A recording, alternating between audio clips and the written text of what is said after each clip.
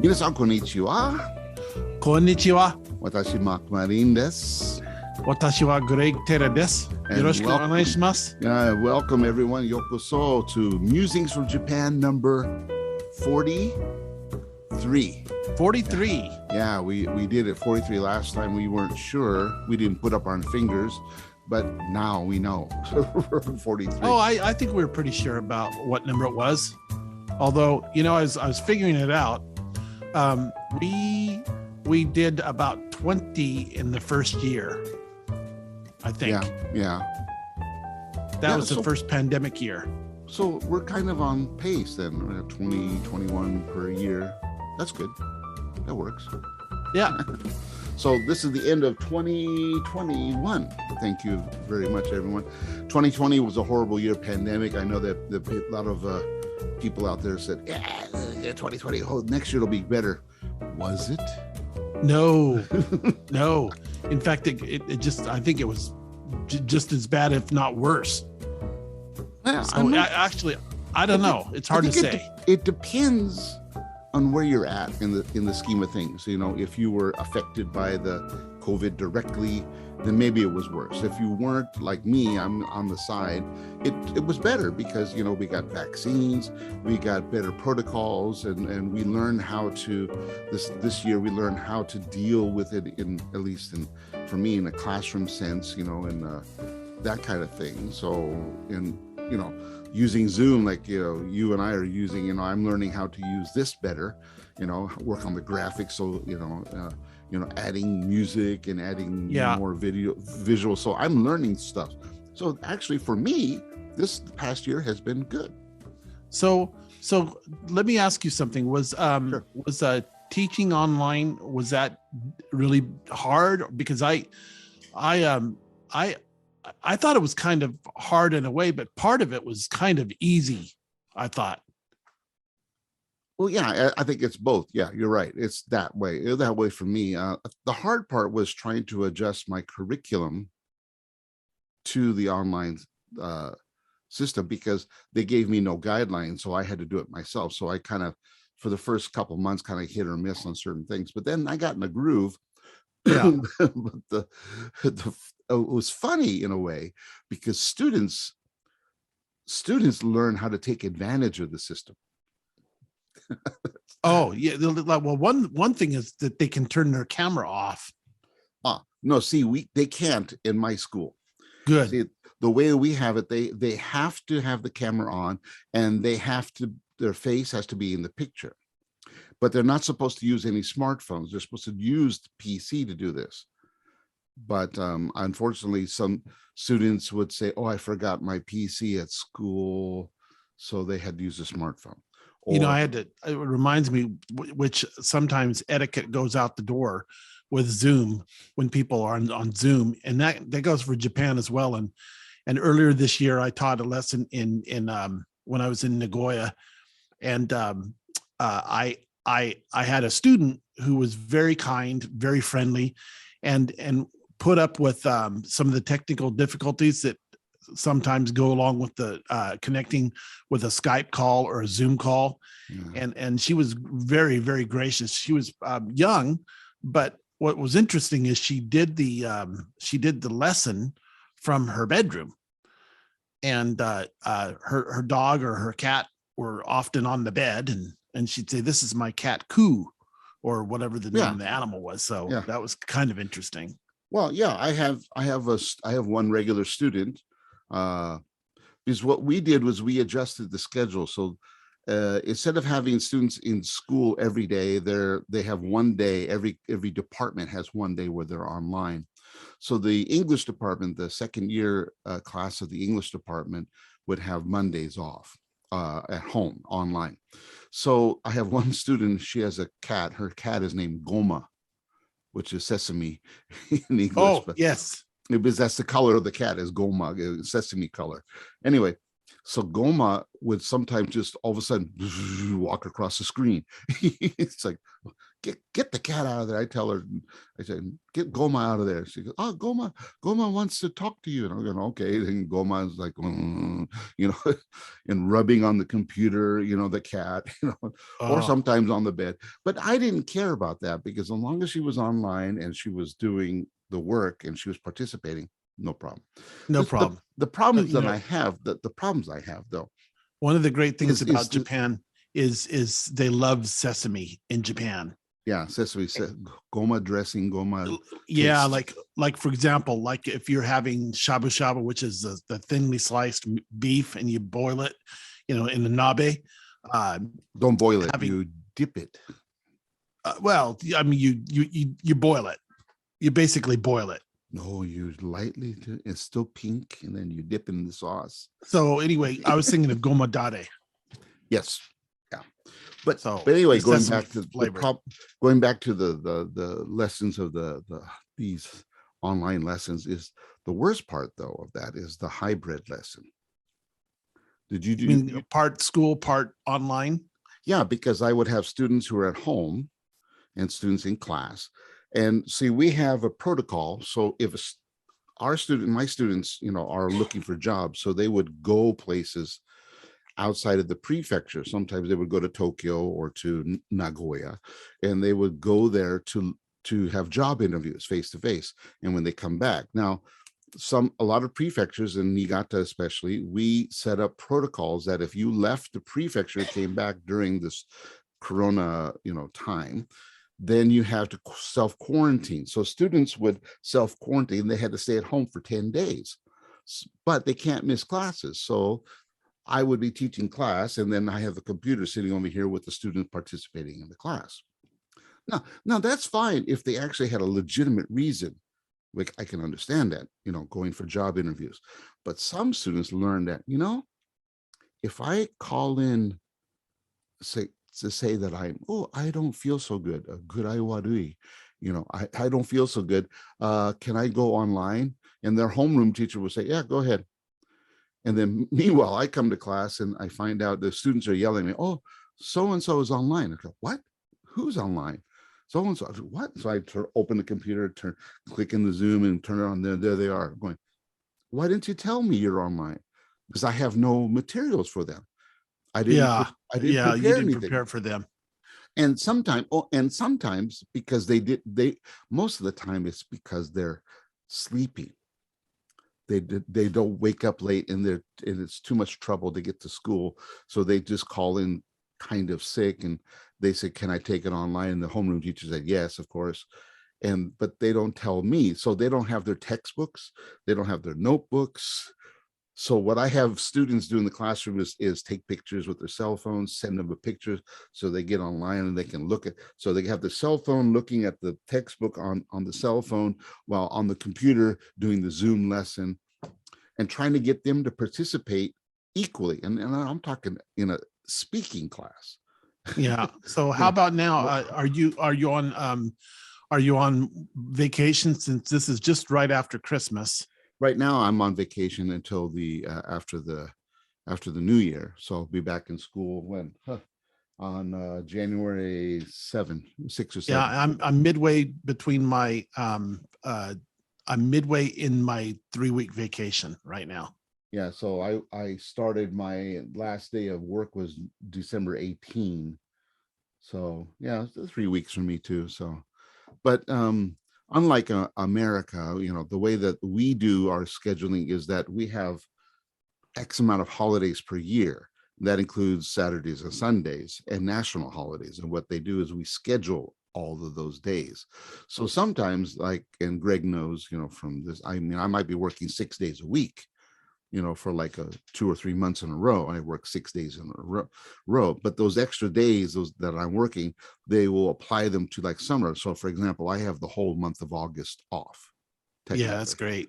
Right. All right. Yeah, And I'll have this big group gap in December. So, and with pay, I mean, it's not a deduction. So I liked being a Japanese student, a student of Japanese language at that school, because that you currently work at, because of the fact that there was at points several times during the year, there was long vacations, Right.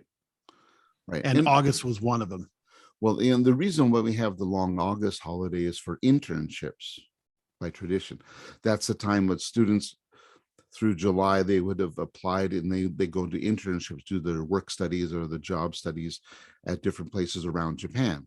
But this last 2 years, we haven't been able to send any students on internships because of the coronavirus. So all internships were canceled and all foreign trips were canceled. So last year and this year, we had no what we call kaigai kenshu, no overseas trips at all. I was reading somewhere, whether or not it was accurate, I'm not sure. However, it was in a newspaper, and it said that there is tens and tens of thousands of international students who should be studying in Japan, who aren't in Japan and can't come to Japan because they have been barred from entering Japan due to the pandemic. Unlike someone like me, who I could enter Japan if I wanted to, or you, because you have your residential status. But it was quite interesting to see these students who want to come to Japan, but they can't. And so they're having to take their coursework online. Right. And the dropout rate is extremely high because that's the one thing. The students are paying a lot of money to come, as a foreign student. You know how it is that if you're an out-of-state student in America or a foreign student, you pay a premium on tuition. These students are paying the premium, but they want to be in Japan. It means nothing to study Japanese online because Japanese, or whatever topic they're studying, at whatever it is, but they want to be here and be immersed and be able to have full access to all of the services that you get while you're here. And our school's going through it because we're accepting students from overseas, but the problem is they can get a visa, they can get everything. The problem is with the protocols, they would have to, like, for example, I have one student who's interested, who wants to come. He's from California. And already he's hit the wall. He can apply. They've done this, but then Japan is requiring that he'd have to have, like what you had to do to prepare to come here, then 2 negative PCR tests. And the latest one has to be 24 hours before he comes. And then when he comes here, he'll have to spend 2 weeks mandatory in a designated hotel and then be tested and must pass all these tests. Then he would be allowed to relocate to the prefecture or to Niigata. But the problem is we have a protocol too. So once he spends his 2 weeks in Tokyo, let's say, and then it's cleared and he comes to Niigata. Fukuoka. We don't, there's no way to know where we don't know where he's going to stay. True. Yeah. Well, once he's in the country, he spends his 2 weeks and he's clean. He comes to Niigata. Niigata has a protocol. He'll have to spend 10 more days quarantine. That means he's going to spend 24 days quarantine before he can actually be out in the public. And that means, and how is he going to study? How is he going to get registered? You know how the system is, how we have to do a lot of paperwork, how would that happen? Because he's not going to be at a permanent place. He's going to be at a hotel. Right. It's unreasonable. Like, right. And how do you do the visa status? How do you do the residency? You have to get your gaijin card, right? The foreigner's card, and it has to. And you have to. It takes time. You can do it at 4 places, 4 airports during the. That's very difficult. That's almost impossible. Right. And see, so I already told him. I says, I wait on, if you could wait until the fall of next year. He wanted to come in the spring. I said, wait until the fall, because then you can have all summer to go through this process, and it might be easier in the summer. Yeah, because we don't know if the pandemic's going to be over by then, and it's highly unlikely, I would think. Yeah, well, at least maybe there'll be more control. I don't know, but oh man, it's nuts. So, but on the other hand, in Europe, which is having a big surge in the Omicron, right? I have a student. She went to Germany, and she's been studying there. working there. She didn't have to go through this major quarantine, just 3 days. That's it. And that she's in the school. She's already got a job. She's working at a hotel restaurant. She's got a job in Germany. Everything's done. Yeah, And everything's done. yet Germany is on America's level 4 country to avoid because of the Omicron variant. Now, I don't know if you read this or if it was reported in the States, but was it European Health Agency, the EU Health Agency, and the South African health agencies have set out a preliminary report saying that the Omicron variant might be good in the long run because it's eliminating the Delta variant.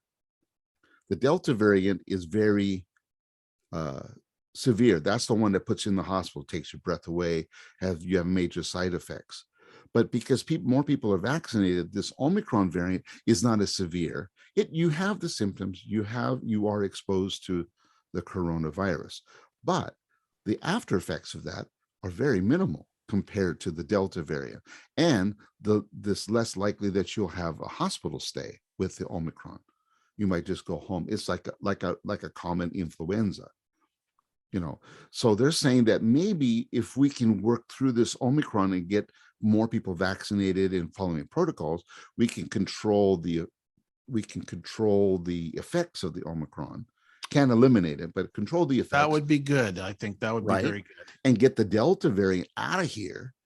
Then we can deal with that, right? We're dealing with influenza. We deal with measles and the mumps and yellow fever and typhoid and malaria. I can go on to all the diseases that we work through that way. So as we record this 43rd Musings from Japan, it's in the time space between Christmas and New Year's. Right. We're in that bubble. And so 2021. So they're talking in Japan Times today. I read an article or I just a little bit, I skimmed over it, but it was saying that 90% of the cases in Japan in January will be the Omicron virus. Right.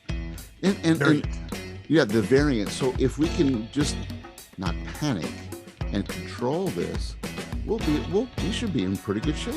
And yet I think just a couple days ago in Nagoya, there was a news report that stated that they had 2 cases of the Omicron variant that were reported. Just 2 cases that are there, but obviously it's already started a community spread in Japan, because I think one case, I don't know if it's related to this statistic, but one case was a family, and they had they didn't travel.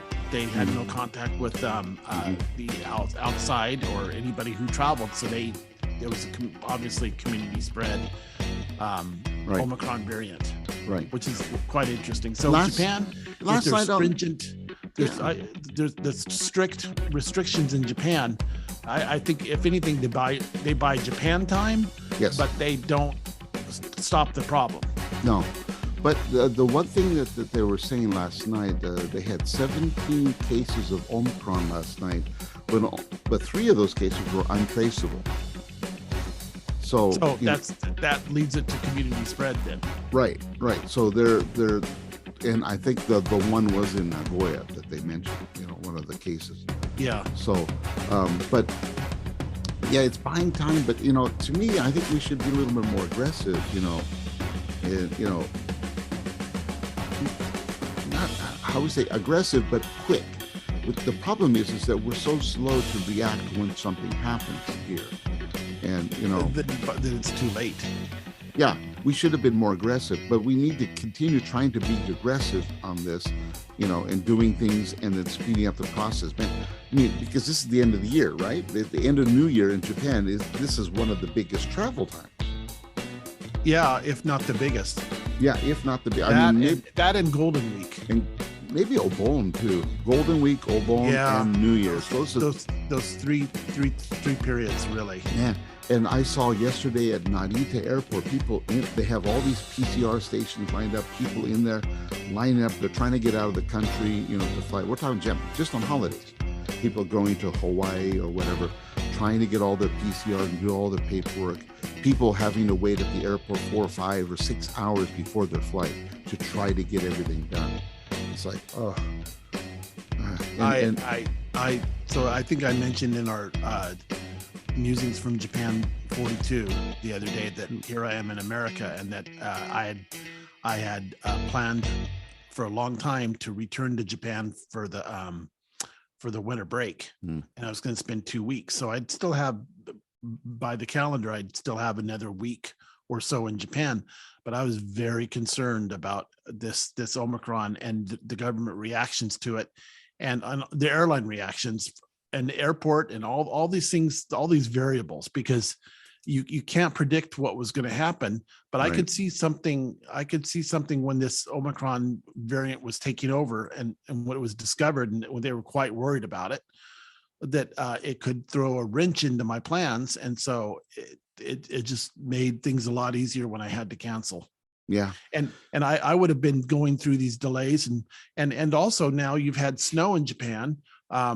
There's been snow in America, and they've just this week they've canceled thousands and thousands of flights a day. Right. And delayed many others. Same here in Japan because of weather. So I could have possibly run into a problem. I could have possibly run into a problem with the quarantine and not being able to go to my family's house. Right. For just any length of time at all. I know of a Japanese friend that their daughter was abroad, and they came back to Japan, and they're spending 10 days in Chiba at a hotel, and then 4 days after that at home. And that's it. Yeah. Yeah, and they'll miss New Year's. No, right. They're already in Japan, but they'll miss New Year's. New Year's isn't for another few days. Yes. And they'll probably miss the entire Oshogatsu. And which the 3 days of New Year's. The 3 days here. Yeah, it's not a 1 day thing here. It's 3 days. And they're going to that is truly the biggest holiday of the year.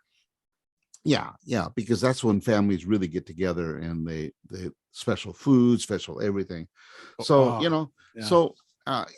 the weather's been bad here. It stopped snowing a couple days ago, and everything is kind of melted away a little bit. But this evening around 6 o'clock, we're getting another huge storm. So they're predicting for Niigata 70 to 100 centimeters of snow for the next 24 hours. Wow. Is that going to be in the mountains or in the city area, or where? Here in the lowlands, as they say here. Yeah. The mountains are up to 100, and the lowlands are 50 to 80. You're going to get a tremendous snow, reminiscent of last year. No, I hope not. Because that was devastating snow, almost. Yeah, it was your house where you're at right now. Yeah. Tremendous snow that you had last year up to the roof.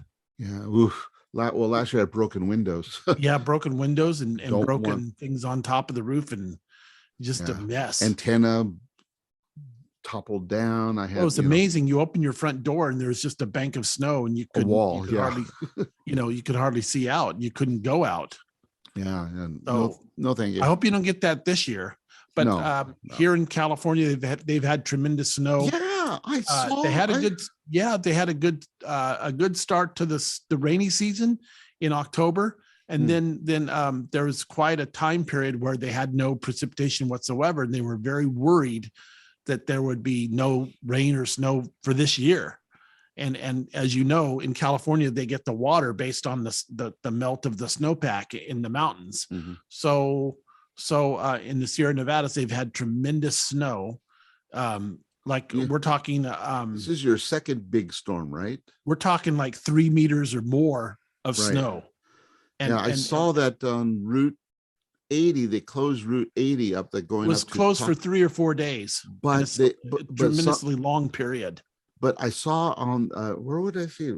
Maybe it was on the internet that the problem is some people using their Google Maps were looking for alternate routes to go, and they saw that Highway 50, which is another route up there, was open. But actually, Highway 50 was not open. But Google Maps didn't show that, and a lot of people got stuck on Highway 50.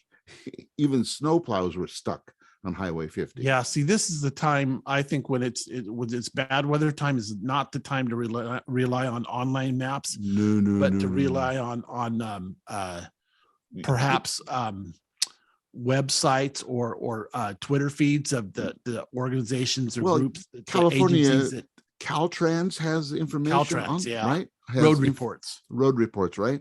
And here in Japan, we have the same thing. And this year, I noticed driving in the snow region here that they have taken a more aggressive take.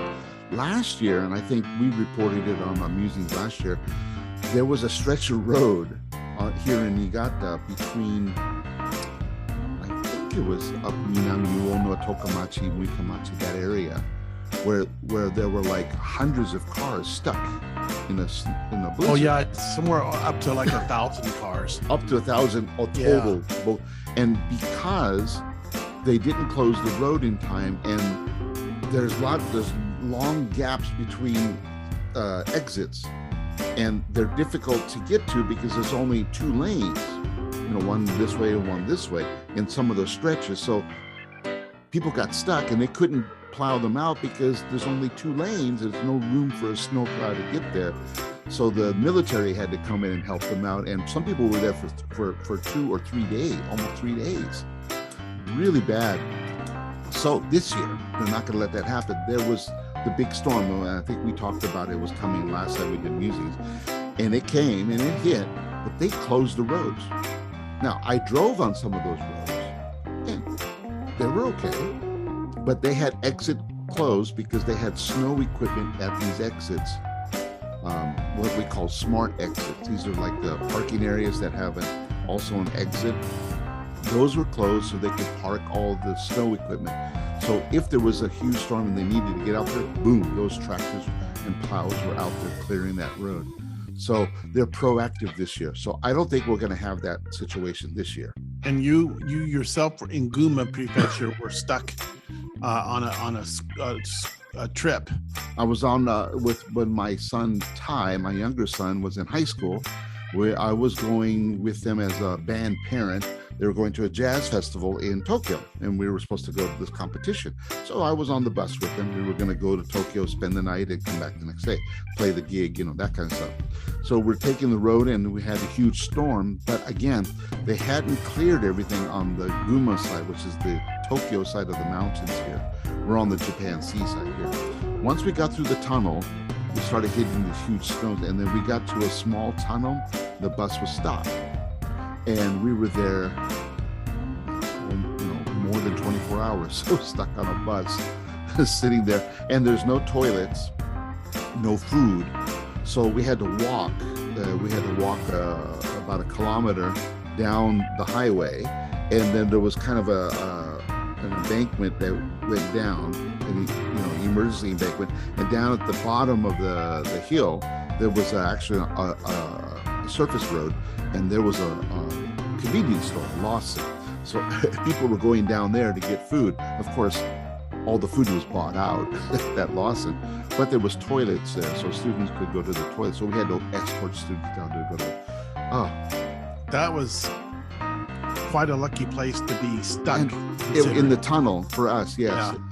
Yeah. But still we didn't have, and we're in a bus now. So to get out of there, we had to wait for the snowplows from Niigata side to come in and clear out the road to us, to that tunnel. And what we did is we had to back out for 2 kilometers to the exit.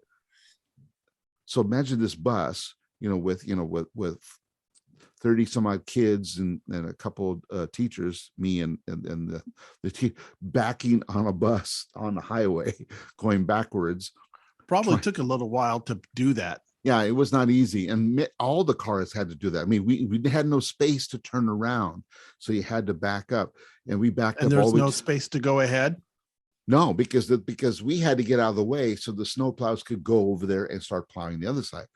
And we're talking, there's trucks in here and buses and vans and cars, everything all packed in this area. Crazy. It was crazy. I mean, the things that happen to you in your life, that's one thing I'll never forget. You'll never forget it.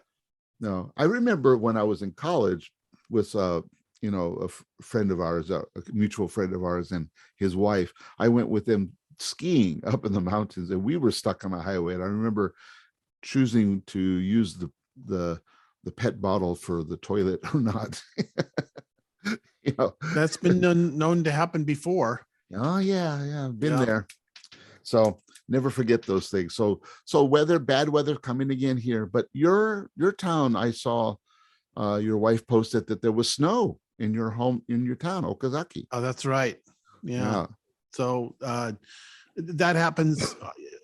Some winters we don't get any snow, but some last winter we got 6 times where it snowed, but it's nothing compared to what you got. Maybe just that much, and that's just a little bit. But tomorrow again, your hometown there in Nagoya will get its second snow of the year. Yep. It's coming. So it's coming, but this is the time of year it happens, and then in January it can happen as well. Yeah. Where I taught in Southern California in the mountains, in the not quite the mountains, but it was a pass area, foothills, east of Los Angeles, 2 hours east of Los Angeles. It would snow maybe once or twice every winter, and sometimes it'd snow several inches. That's near where my grandparents live, and I remember going very up there close to where your grandparents live, seeing the snow there, real small snow. The thing is here in Japan, in snow country, we're all required to have snow tires, and when you live in the mountains, you carry chains. That's one thing I noticed driving in that area. People with every house had a snow plow, had its own snow blower or snow plow, or a small little, snow dump.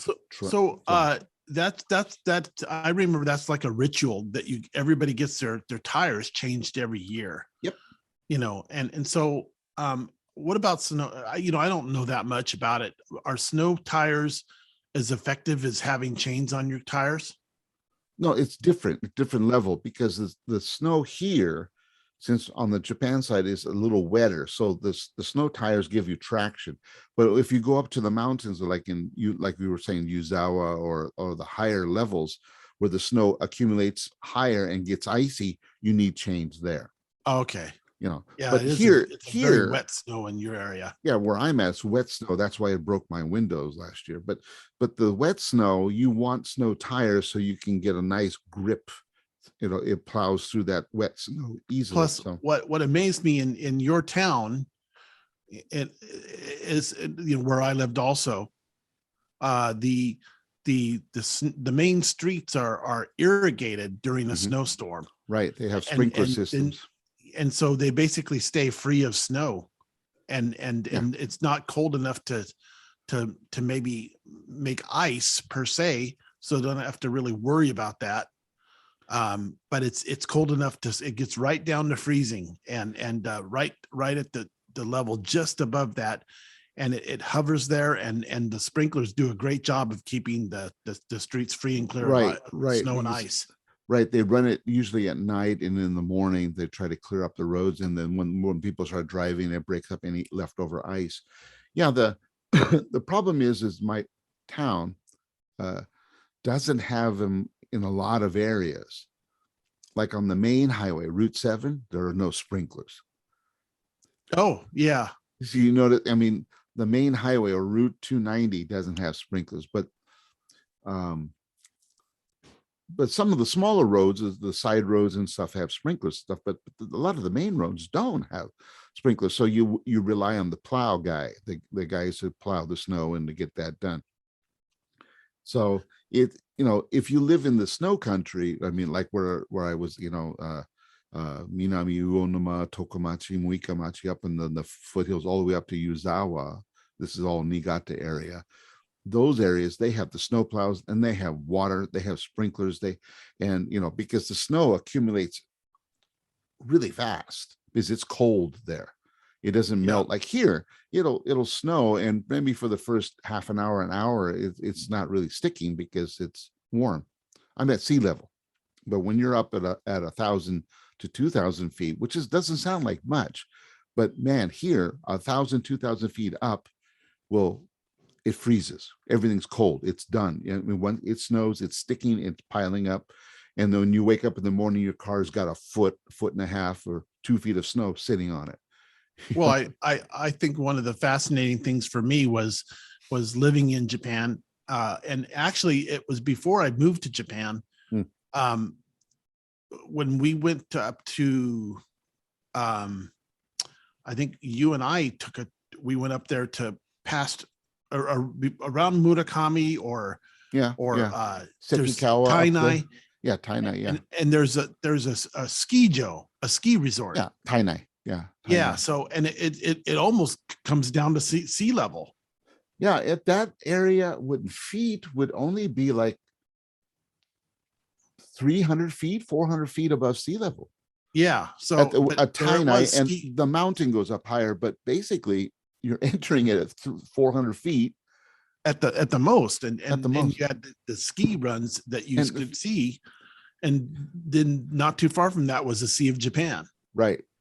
Actually, on a clear day, when you're up at Tainai, or in Ninox is the other one. Ninox, yeah. If you're at one of those two places, if it's clear day, when you're on the top of the ski run, you can see you can see Sado Island. Interesting. Have you ever gone skiing in those areas? I've been up there. Yeah, I've gone. Tainai I have. Ninox I have. I just took my sons. They went skiing. I stayed in the lodge.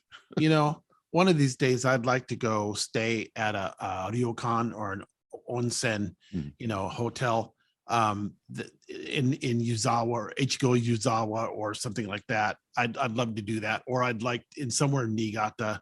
I've done before. I stayed at a ryokan in Murakami and Senami Onsen, which was great. But to stay up to me, staying up in the snow country at an onsen ryokan during winter is nice. Yeah, it's great. Yeah, you and I have been to an onsen or a hot springs for the day, and I believe that we were outside and it was snowing on us. They had an outdoor bath, a rotonduro, and you could sit there in the hot water and have snow fall on your head. Yeah, it's quite a memorable experience, I think. You like those monkeys in Nagano. That's right. They love those baths. Yeah. And actually, I saw the news. The capybaras, those bigger rats. They like to take a hot bath, so they put the hot bath with yuzu, the fruit, the yuzu, and they put it in the bath, and because that's supposed to make your skin nice and soft and warm. Good for your skin in winter.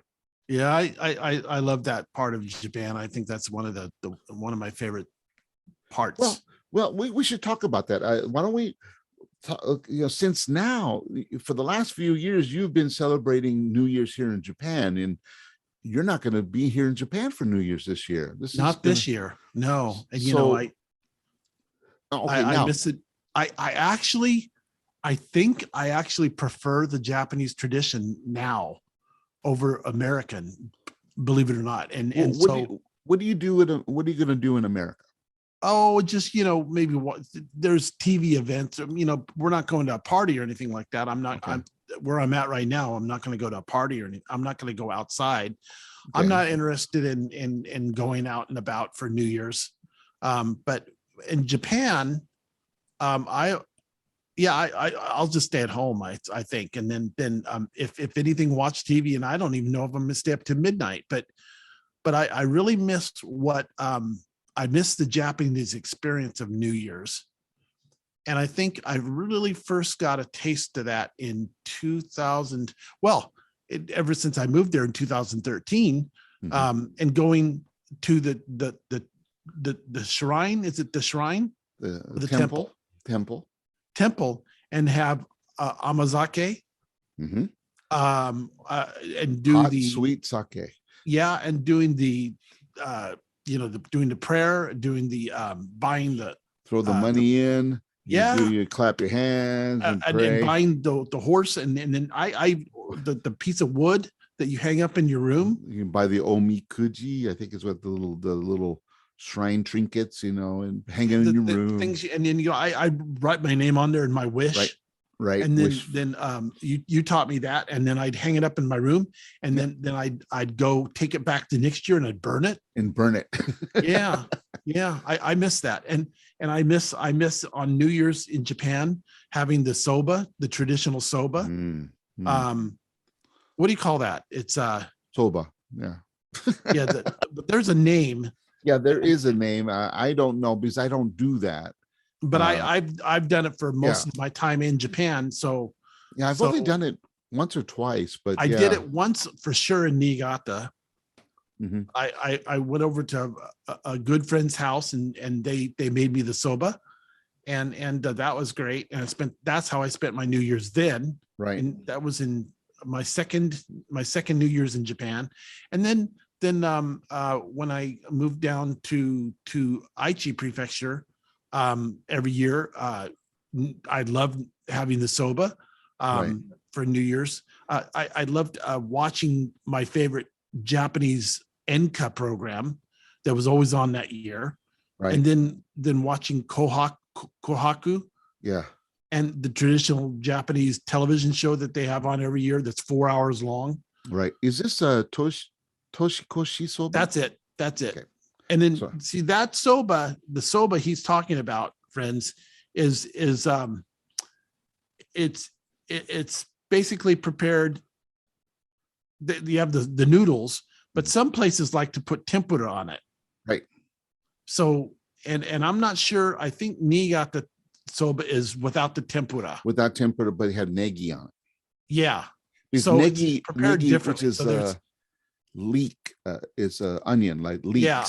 And which is very, very common in Japan. Especially in wintertime, it's one of the few foods that grows in winter. So you put that on top of that. So I would have that every New Year's. And plus, then, like I said, I was talking about, you had the Kohaku, the traditional Japanese TV program that was like a contest between two teams. Right. And singers and performers. Singing contest, a white and red contest. Yeah. And then there's other programming they have on TV. And then even on the television, they show live on national TV all the various temples or shrines throughout Japan. Around Japan that are ringing in the New Year's. And the ringing, and in my own neighborhood in Okazaki, I could hear the ringing of the bell. And it rings, is it 108 times? Is that what it is? Something like that, yeah. So I've done it twice in my life where I got to ring the bell for New Year's in Japan. That's remarkable. My very first year down in Hyogoken, there's a small mountain in the town, and I walked up the mountain with all the members. We walked up to the mountain. There's a temple at the top of the mountain, and we go up there and we stand in line. And I think I was number 3. So I was the third ring of the new year after midnight. And then from there, you walk down to the parking area. And that's where I had the first time I had that soba. And then you sit there and you drink sake and eat that soba until sunrise. And then we watch this, because that's the Pacific side. So we watched the sunrise on Japan. So that was kind of the first, and there's a name for it in Japanese, the first sunrise of the year. Yeah, and I don't know the name, but there is a name, and I just saw it the other day. I can't remember the word, but it in the Japanese language there is a name for that. Let me find it while you talk. Go ahead. What's interesting is because it's the first sunrise of the year, and I think it was in a dictionary that I have, but I would have. This would have been my 9th New Year's in Japan. And what's interesting about you is that, you've spent most of your Hatsu Hinode. That's it. So that's it. So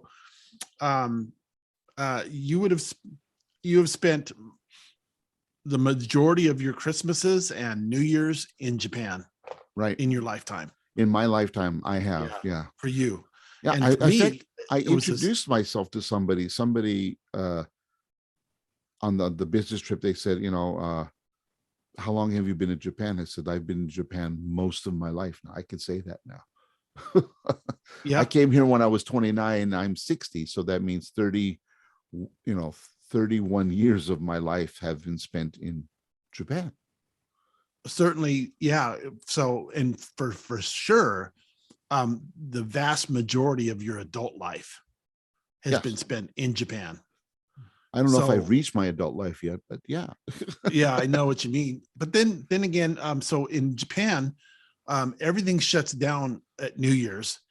Not everything, but it used to be that virtually everything did. Yeah, I remember And that. and you can remember, but I can even remember in Shibata where you would have so many businesses that close for a 3-day period, and they put a sign on the door, will be closed for 3 days. Especially the small shops, yeah. Yeah, the small shops, especially, they close. But But then I remember Hyogo, my first year in Japan, at the next day, and I went walking, and even the convenience stores were closed, Greg. yeah, Lawson was closed, and I was like, and now the only reason they would close is they don't have anybody to run them. right, or there's no money, or no food. If they have no food, they'll close. But yeah, but they're now convenience stores are open 24/7, 365, every Yeah, day. So there's tens and tens of thousands in Japan. yeah. What's interesting though is I also liked having osechi ryori, which is a traditional Yes. Japanese food that they eat What around kind of New foods do you have for osechi in Okazaki? What is your? I don't know. I think there was some I don't know. I guess I just ate it. Yeah, actually, in New Year's food here is something that just so everyone knows, you can't get it every day. These are things that are only prepared at this season. So, like in Niigata, we have the soup, zoni, Oh, we have ozoni every year, right? and that's with the mochi inside it. Right. Yeah, we So, would always have.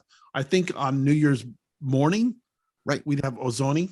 ozoni, yeah, yeah. See that's that thing, So, but you don't have zoni all year round. I mean, you just have it at New Year's, Right. and mochi And is mochi, something. yeah, like mochi making. The thing for kids to do is where they actually go and make the mochi. Mochi is pounded rice, everyone. That's right. And so they pound the rice, they make it, and then they pound it into like a sticky cake, and then then you let it dry and it gets hard. And then what you do is you bake it you use a toaster oven here, but you put in the toaster oven and it bubbles up. And then you put it in your soup. And the ozoni wasn't Shibata, didn't they have famous mochi that I would buy? I took my father-in-law for New Year's, I think. Yes, Shibata has special, but I don't remember. And he loved it, and he ate it. He loved it. But a lot of people like mochi. Yeah, mochi and ozoni, or oshiriko, which is sweet bean paste. Yep, had that too. Yeah, so you put all these things for New Year's, and I grew very accustomed to New Year's in Japan, and I looked forward to it. I think quite possibly it's my favorite holiday of the year in Japan. Food-wise, I think it's the most interesting holiday of the year in Japan. It's the most diverse, so to speak. I mean, yes. But there's a lot of things that it's very busy time of year with your family and things like that. But I liked eating osechi ryori and spending time with my family, and I enjoyed drinking as New Year's on New Year's Eve, which is they have a special name for it. They have omisoka, right? And I enjoyed New Year's Eve leading into New Year's, and I enjoyed drinking a special nihonshu or sake that my family would have. My father-in-law, he liked this nihonshu with gold flakes in it. Right. His sister would give him that every year, and so I grew accustomed to having that, and so I have that every year, and I but you're down in California. You can get some of that sake.